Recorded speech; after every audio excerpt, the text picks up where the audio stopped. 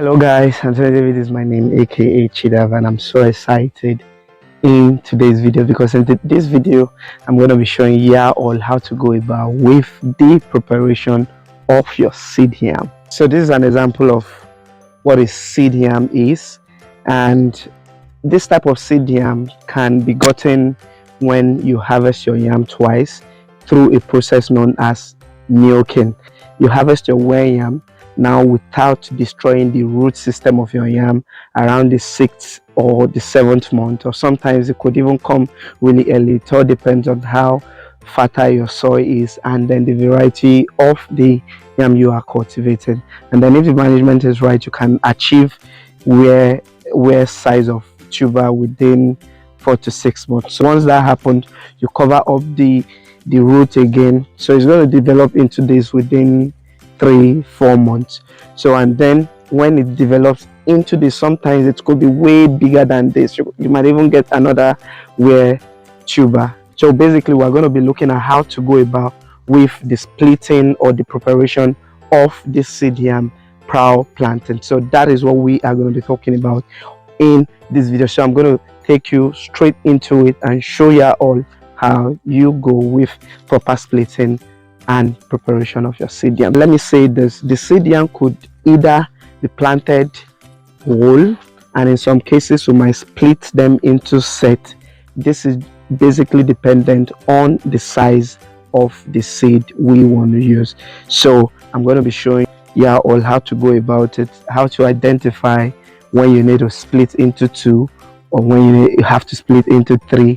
It all depends on the size of the seed yam. So watch and pay attention. So if this is your first time of coming across this channel, Chidavagriculturalhub, I need you to right now smash on the subscribe button, turn on your notification bell, and do what to give this video a thumb up as we dive in. Peace. Like I said, the next thing you have to ensure you do is you take out the root from this. You take it out from the seed yam. So after you've properly taken out the root, this is what something similar to what you get. Now you have to pay attention.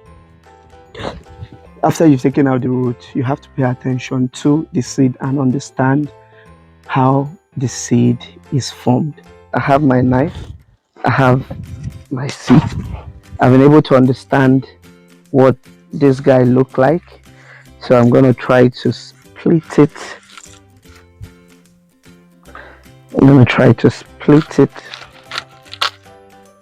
Okay, I have one. Then I don't know if you can see, look at it. I'm going to try to cut the seed in such a way that each of the seed will take a part of the main head or the main root of this tuber, like I'm doing here. So this one, see, I made sure it takes a part of the main tuber, of the main root, rather the main root here. So this is another one, and then I'm gonna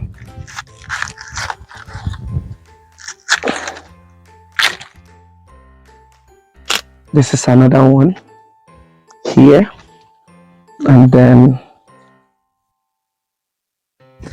I'm gonna try to split this into 2. I'm gonna have one here, and this is why you have to properly take out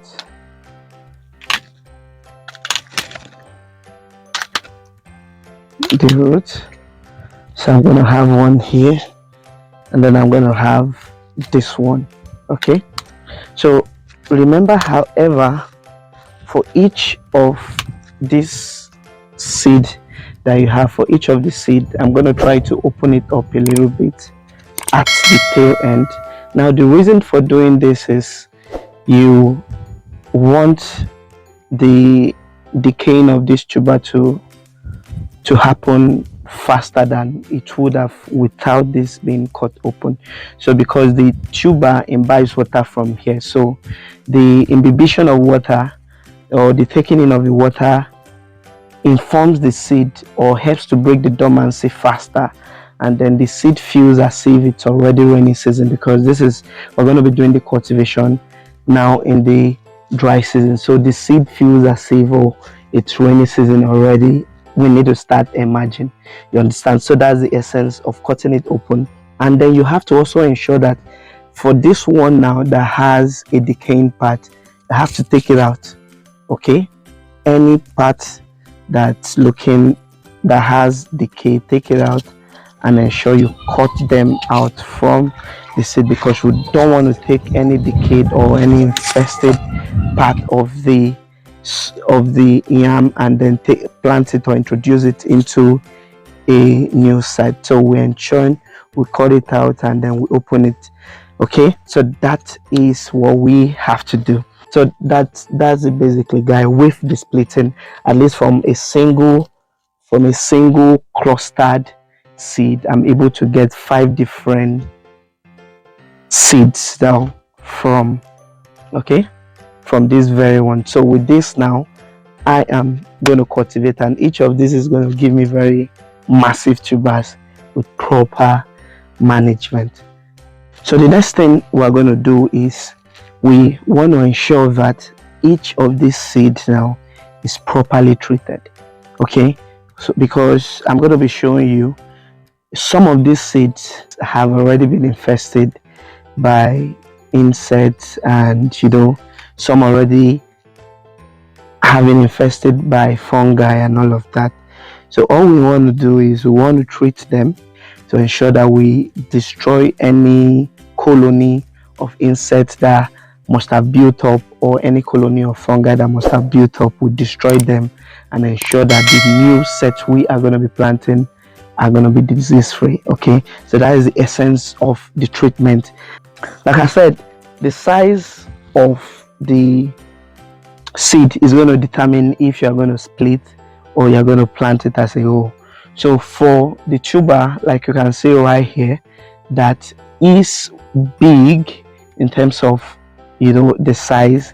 Instead of cultivating the whole of that tuber, we can then split into set. Okay, we can then split that single seed into set so that we can get 2 seeds instead of just having a single seed. Be mindful of this. The size of the seed, in terms of the size of the seed, does not really literally translate into big tubers at the end of the day. No, I can cultivate this and still get a very huge tuber, and you can cultivate this and not get the same size of tuber I'm going to get from this. So there have been a lot of research. I've also done a couple of research, and definitely I'm going to be putting all that together once we harvest, so that you see what I'm talking about. So it's literally not really about the size of the seed that determines or that translates into big tuber, but the belief before now has always been, once you have very big seeds planted, you are going to get big tubers at the end of the day. No, that is not how it works. Okay, so there are a whole lot of factors that come into play to give you a big tuber. And mind you, before this tuber will start to grow in the soil, it firstly decays. So whatever you cultivate, even if you cultivate the whole yam, it decays first before the yam will start to tuberize or start to grow into tubers. So what does that mean? If you have a small tuber, it's still going to decompose and then it starts to grow into tubers at the end of the day. So there are a whole lot of factors that you have to consider to ensure you get very bountiful yield from your yam. The first is the soil nutrient. Yes, the soil nutrient must be optimal. Your soil must be highly rich, and that is why you see the local farmers, they never use the same piece of land that they have used to cultivate yam and grow yam the next year. You always see them, they always practice a bush fallow system where they cultivate in where they cultivate their yam in this very land this year, the next year, maybe this year, next year, then upper year, you see them moving to a new site. All these are the result of the soil nutrient level. So your fertility, the fertility of the soil has to be top notch. So if you cannot do bush fallow, where you don't have the land, you need to be moving from one land to another, from one virgin land to another. Definitely, what you have to do is to ensure that the soil nutrient level is brought to optimum by adding the right amendment, soil amendment, so that you get quality soil fertility level from the soil you're going to be using. So that is where the right recommendation in terms of the right nutrient to use, the right fertilizer, the right manure comes into play, so that you get very quality yield at the end of the day. So after you've done that, the management comes into play. So there's a whole lot of things that come into management. The timing of your fertilizer application or your nutrient application is key, because without the right timing, you wouldn't get the right result at the end of the day. The next thing you have to ensure too that you do is also weeding and also staking.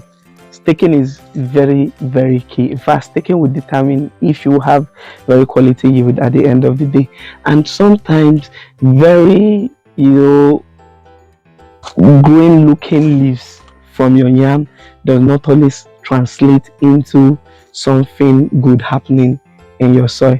So yeah, I've had a couple of persons call me and say, Chidav, our yam is looking so, the leaves are awesome, but then when we opened up our sack, we didn't find anything inside. I laughed.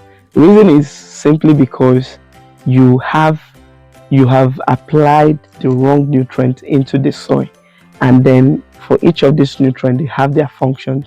We have nutrients that support root development, and we have nutrients that support leaf development.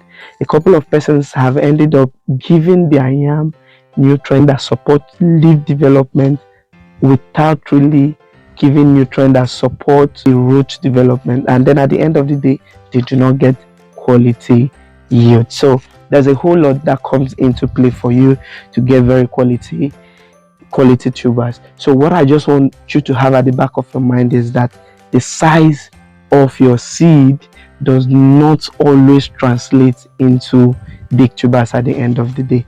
And sometimes when you need to very cultivate, use very big tubers to cultivate, is if you are probably cultivating now, maybe you want to leave out your seed in the soil for a very long time, like our local farmers, the way they cultivate, sometimes they make their heaps towards the end of the rainy season of a certain planting season, and in preparation for the next planting season. So if they've done their heap, they cultivate their yam. So usually if you use this kind of seed to cultivate, and you are cultivating this kind of seed towards the end of a certain season in preparation for the new season, then you wouldn't get anything before the next season, because if you cultivate this would have dried out or would have withered out before the next planting season.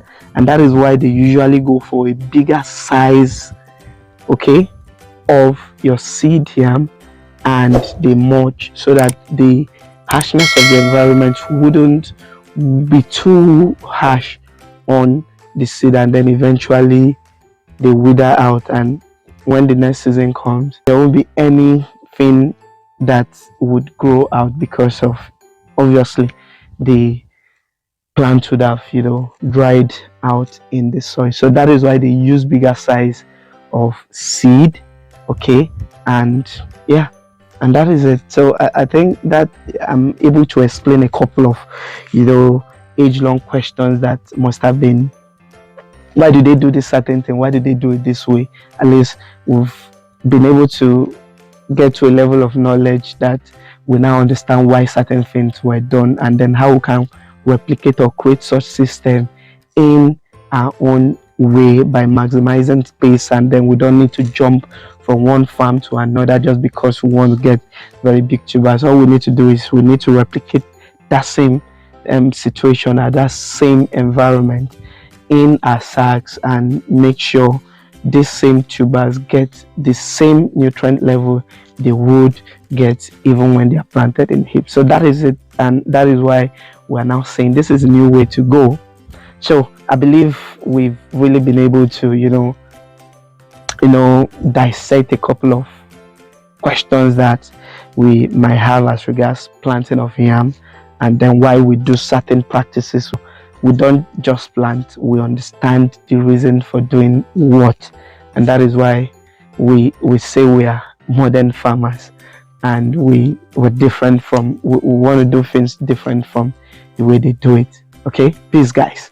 So we've come to the end of this video, and if you are super excited just the same way I am about all of the information we have gathered so far, all I need you to do is to smash on that subscribe button, turn on your notification bell, and do well to give this video a thumb up. So we'll definitely meet in our next video, and do well to check out other videos from Chidavagriculturalhub. Peace guys.